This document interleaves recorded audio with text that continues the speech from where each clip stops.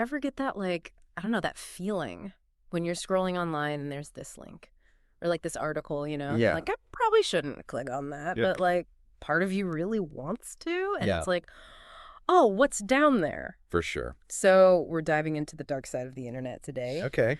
Trying to figure out what is it that makes us so curious about the stuff that, I don't know about you, but I kind of feel like I'd be better off not seeing. And it's like that thing everyone says, right? Yeah. We're always more interested in, like, the lives of sinners than we are the saints. Yeah. But, like, why is that? Exactly. It's like, I know intellectually I should just be looking at cat videos and baking blogs and whatever. Right. But there's something about it. So there's this Right. article from the Strand that really got me thinking. They were comparing the internet to like a two-sided coin, where on the one hand you have all this like familiar stuff, right? And then there's this whole other side Right. that's hidden and unsettling and maybe even dangerous. Yeah. And they kept coming back to this question of, why are we so drawn to that? Why are we drawn to that darkness?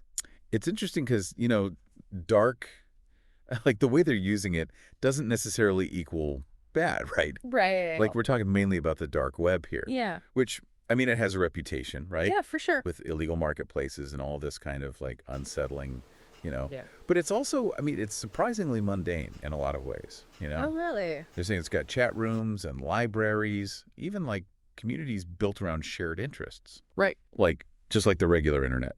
So their point was, what makes someone venture into the darker corners of the web might not be that different from what makes us click on any headline that, like, kind of sparks our interest. Okay, so it's not inherently bad to be curious, basically. Yeah. But, I will say this. There's a quote from the Strand from this guy, Paul Dwyer. Yeah. He's quoted in the Irish Times, and he said, "The dark web can quickly become too real too fast, and the more you see, the more desensitized you become."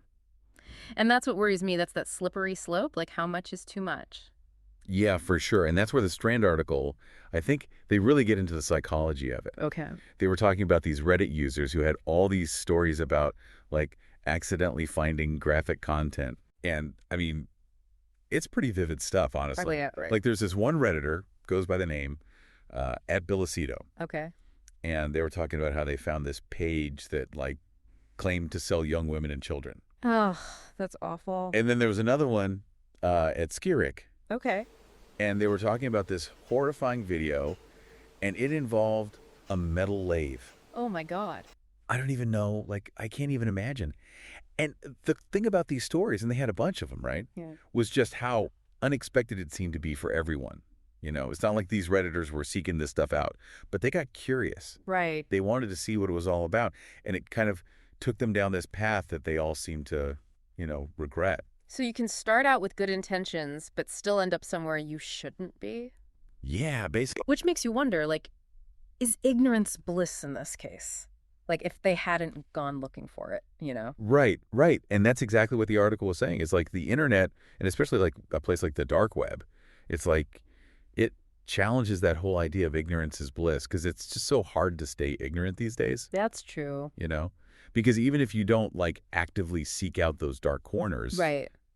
it can still find you. Oh. Like, that's what the article was saying, is that, like, this disturbing material, it kind of spills over from the dark web into more mainstream platforms. Oh, so it's like a digital virus almost. Yeah, exactly. Yeah. They were giving examples of, like, images and videos ending up on Reddit, even TikTok, And it's like, suddenly, this really unsettling content is right there on your feed. Stuff that, like, you might never have gone looking for yourself. No kidding. And speaking of encountering this content unexpectedly, they also brought up this whole trend of dark tourism. Dark tourism, what's that? Yeah, like, have you seen these content creators who make a thing out of exploring the darkest corners of the internet, and then they share their experiences? I've heard of it. Yeah, a little bit. Yeah, and the Strand had this whole thing about it. They mentioned this one TikToker, goes by the name at Austin Vro. Okay. And he, like, built a following by basically going to disturbing places online. And it's all at the request of, like, his viewers. So they tell him where to go. Yeah, basically, which, I don't know, it's interesting. It is interesting. Because it's like, on the one hand, it's like this, it's like this weird, like, 21st century version of morbid curiosity, Like instead of those old-timey carnival sideshows where you'd pay a nickel to see, Yeah. the unexplained or like the forbidden, it's now on our phones. Totally. But it's not just passive either, right? Like viewers are actively participating. They're suggesting places for him to go, things for him to seek out. It's collaborative almost, Wow. which brings up all these questions about responsibility, like is this kind of content feeding a harmful obsession with the macabre? Or is it, like some people say it's like a form of, I don't know, like exposure therapy. Okay, yeah. Like it desensitizes us to the horrors of the world. In a controlled environment, kind of.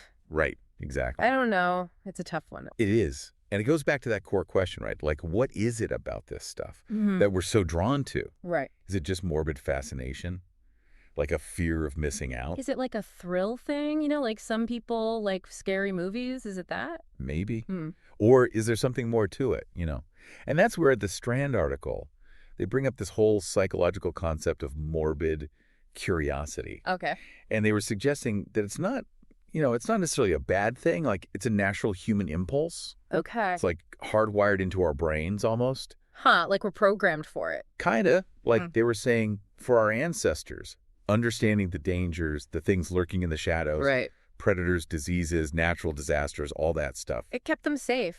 Exactly. It was crucial for survival. Like to stay alive, you had to be curious about the things that could kill you, Yeah, so it's like instead of running from the stuff that scares us, Right. we're drawn to it. Yeah, like we're trying to understand it. Right, or like maybe even control it somehow. Exactly.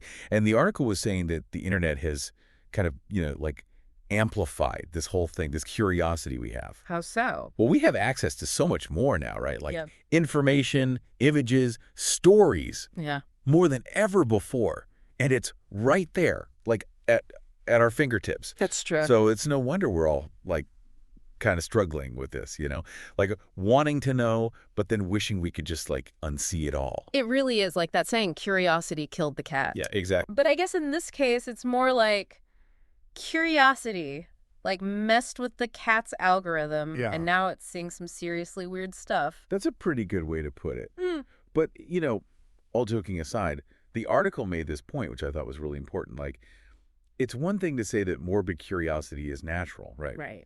But we can't forget about the consequences. Like, what happens if we just indulge it, with no limits? Yeah, especially with this stuff, with the darker side of the internet. We're not talking about like, abstract ideas here. Exactly. It's real people, real suffering. And that's what makes it so, I don't know, weighty, It is. It is. And that's where, like, they ended the article with this whole call for, I don't know, mindful engagement is the right way to put it. But it's like, they're not saying we have to suppress our curiosity or anything, Right. but we have to be aware, you know? Like aware of where it leads us and how it affects us. So, like, how do we do that? How do we find that balance between wanting to know, satisfying that curiosity, Yeah. but also, like, protecting ourselves, especially, the internet's not getting any smaller. Right, exactly. And that's the thing. So how do we deal with that? Well, the article had a couple of ideas. Like one thing they talked about was this idea of like media literacy, Okay. like being a critical consumer of online content. So, like, questioning what you see. Yeah, exactly. Like ask yourself, like, who made this? What are Yeah. they trying to do? Am I really getting the whole picture here? Like think about that stuff. And maybe just accept that sometimes, like, not clicking is the better option. Even if, like, that little voice in your head is like, but I need to know. Totally. It's about Yeah. setting boundaries. Right? Yeah. Like knowing your own limits. Because what's just like a harmless little curiosity for one person Yeah. could be like deeply disturbing for somebody else. So we're back to self-awareness. Basically, Yeah. knowing yourself, knowing your limits, Yeah. and, thinking critically about what you're looking at online. Yeah, absolutely. Wow. Okay, so that was, I don't know about you, but that was a lot. That was a lot to process.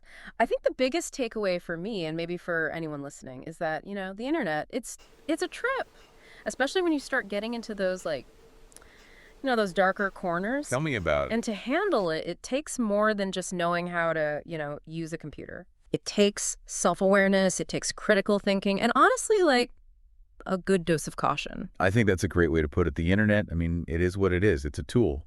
Yeah. And like any tool, it could be used for good or for bad. Yeah. It all comes down to how we choose to use it, Absolutely.